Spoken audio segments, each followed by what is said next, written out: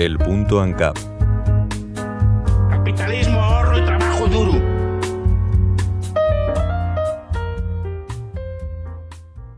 Cuando filosofamos sobre el hecho de pertenecer a un territorio anarcocapitalista, una de las primeras preguntas que sale a la luz es el hecho de quién educaría a los hijos.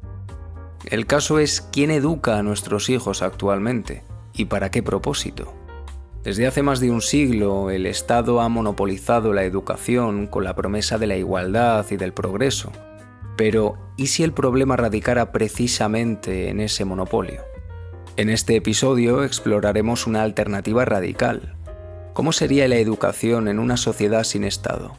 ¿Todo el mundo tendría acceso a ella? ¿Podría ser más libre, diversa y eficaz? Y sobre todo, ¿qué evidencias ofrece la historia y la teoría económica para este modelo? Lo veremos aquí, en la Anarcopedia, una sección de El punto ANCAP.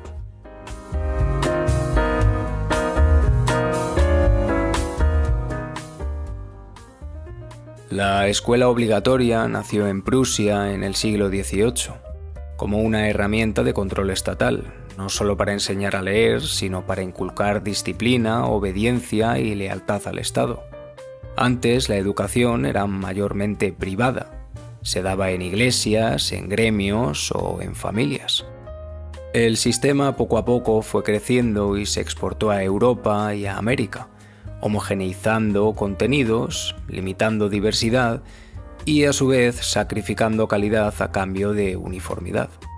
Si empezamos a hablar de la viabilidad de la educación en un territorio anarcocapitalista, en una sociedad sin Estado, la educación sería un servicio más en el mercado, igual que ocurre con academias de idiomas, clases particulares o formación online hoy en día.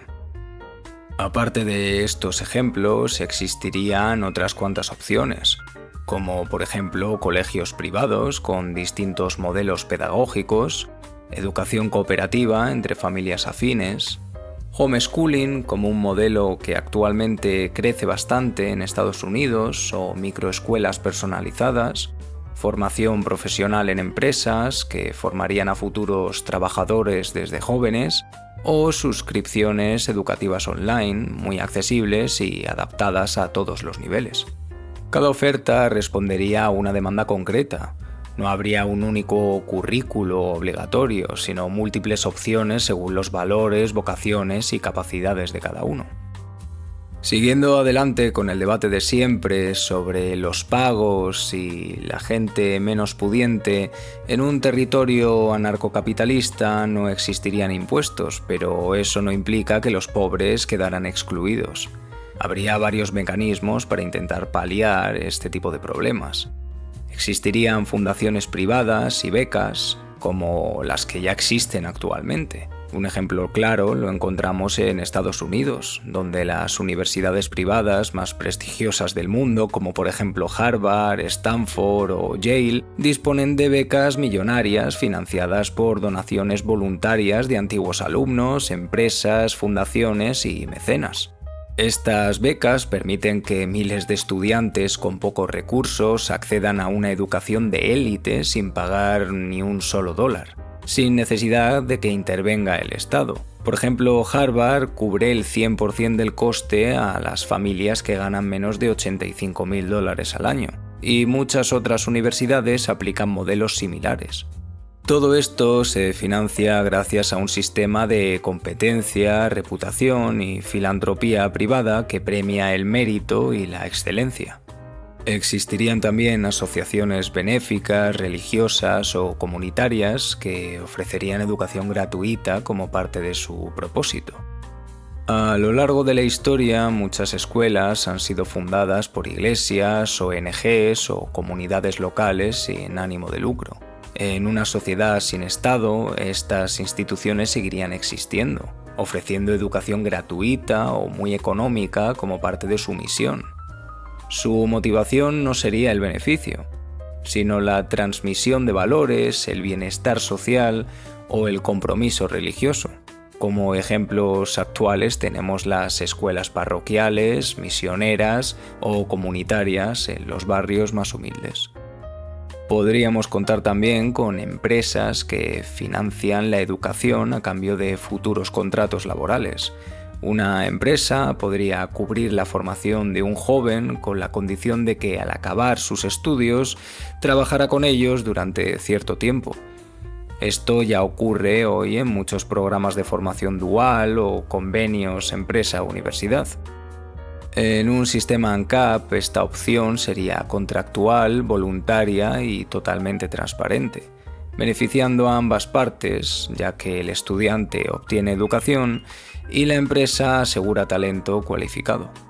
Tendríamos también aseguradoras educativas donde las familias pagarían poco a poco y los hijos accederían a centros totalmente acreditados. Funcionarían como una especie de seguros donde las familias pagarían unas cuotas mensuales o anuales durante ciertos años y a cambio la aseguradora cubriría los gastos educativos del hijo cuando llegara el momento. Ya fuera en una escuela primaria, en un instituto o incluso en una universidad privada, podrían existir diferentes planes según el nivel de formación deseado. Y los centros acreditados que colaboraran con las distintas aseguradoras generarían competencia y bajarían costes. Por último, para solventar el problema de los pagos, existirían también escuelas populares autofinanciadas por padres con recursos limitados. Grupos de padres de clase trabajadora podrían unirse y autofinanciar pequeñas escuelas, contratando educadores compartidos, alquilando espacios o incluso creando cooperativas educativas. Este modelo ya existe en algunos países en forma de escuelas comunitarias, cooperativas o homeschooling colectivo. Y demuestra que con organización y voluntad la educación no necesita un ministerio, sino responsabilidad compartida. La caridad, el interés privado y la reputación crearían incentivos para ampliar el acceso sin necesidad de coerción estatal.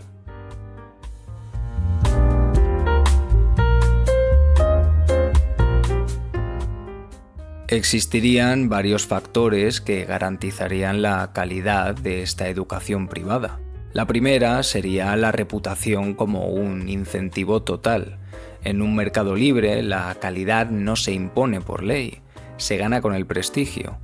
Escuelas y universidades, como ocurre hoy en día con Harvard o con el MIT, dependen de su buen nombre para atraer alumnos y financiación. Las instituciones pueden someterse a auditorías académicas o exámenes independientes. Esto permitiría también comparar resultados reales sin necesidad de un ministerio de educación. Por supuesto, no podríamos olvidar la libre elección que tendrían los padres.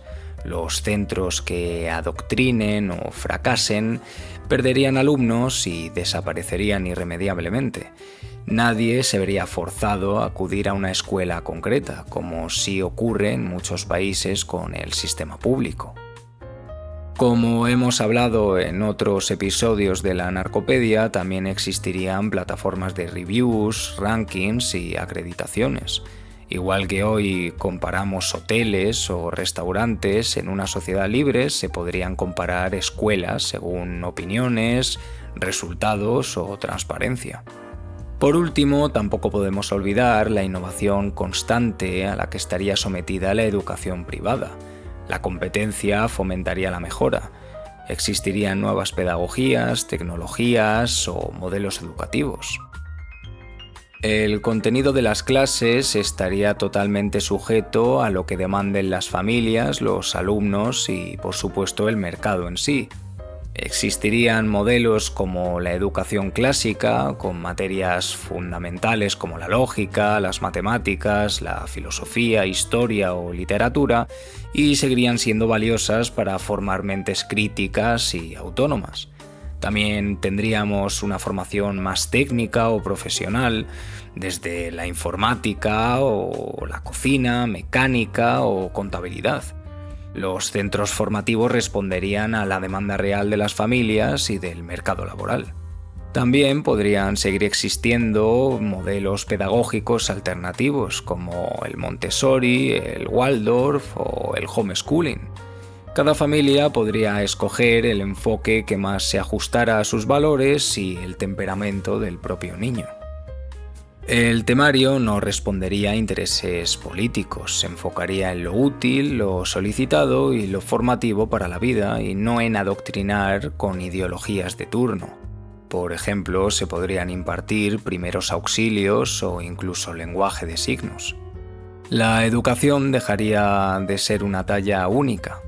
Habría una oferta para todos los gustos, niveles y necesidades, sin obligatoriedad de por medio ni tampoco un monopolio estatal. La protección de los derechos de los niños también estaría sujeto a varias opciones. Existirían, por ejemplo, contratos parentales donde los padres o tutores legales asumirían por contrato la responsabilidad tanto de proteger, alimentar y también educar al menor. Su incumplimiento tendría así consecuencias legales y reputacionales. Existirían también agencias privadas de protección, donde estas organizaciones independientes actuarían ante abusos reales, financiadas por reputación, cuotas, donaciones o simple mutualismo, ofrecerían respuesta rápida y adaptada para solventar este tipo de problemas. Podrían existir también escuelas y comunidades con códigos éticos. Los propios centros y asociaciones establecerían mínimos éticos y normas de convivencia. En entornos sin coacción estatal, la ética comunitaria cobraría un rol central. Y por último, la supervisión descentralizada. La vigilancia no es vertical, si entendemos Estado vigila a ciudadanos, sino totalmente horizontal. Familias, comunidades y redes voluntarias se responsabilizarían de su entorno, promoviendo una auténtica cultura de protección. El control no lo ejercería el Estado desde arriba, sino la comunidad desde abajo.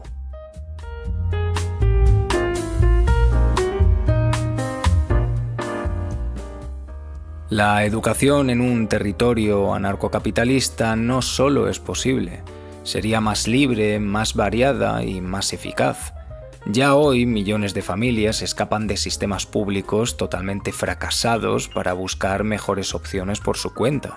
Sin Estado, la educación dejaría de ser una herramienta de adoctrinamiento centralizado para convertirse en lo que siempre debió ser: una oportunidad individual de crecer, aprender y prosperar. La pregunta no es si funciona sin el Estado. La pregunta es cómo hemos podido delegar algo tan sumamente importante en el Estado durante tanto tiempo. Si les interesa seguir explorando estas ideas, pueden suscribirse al canal y dejar su opinión en el cajón de comentarios. Les esperamos aquí, en el punto ANCAP.